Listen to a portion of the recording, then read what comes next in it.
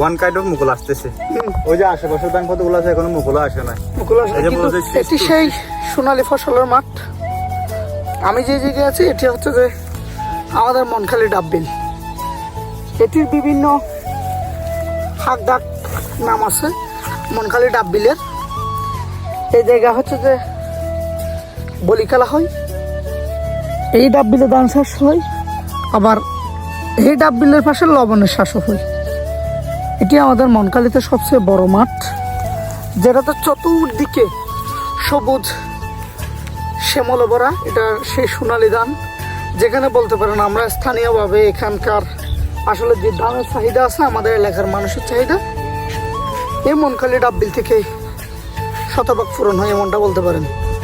এই জায়গা হচ্ছে যে আমি যে জায়গায় আছি এটি হচ্ছে যে ওই যে কপিলকে দেখা যাচ্ছে, কপিল এখানকার চাষি, সে বড় মাপের চাষি মানুষ, সে ধান চাষ করছে।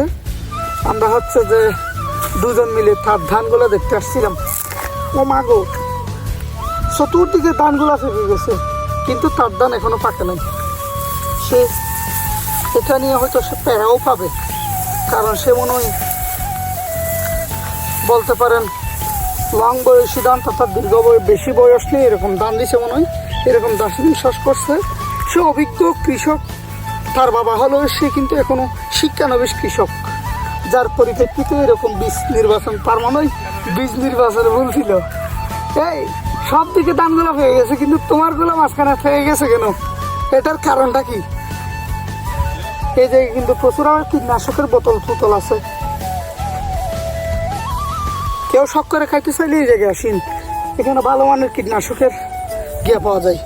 থাকার কারণ কি যে বেশি বয়সী ধান না বেশি বয়সী ধান এটাও ঠিক, আবার লাস্ট মানে শেষ মৌসুমে আমরা রোপণ করছিলাম এই জন্য।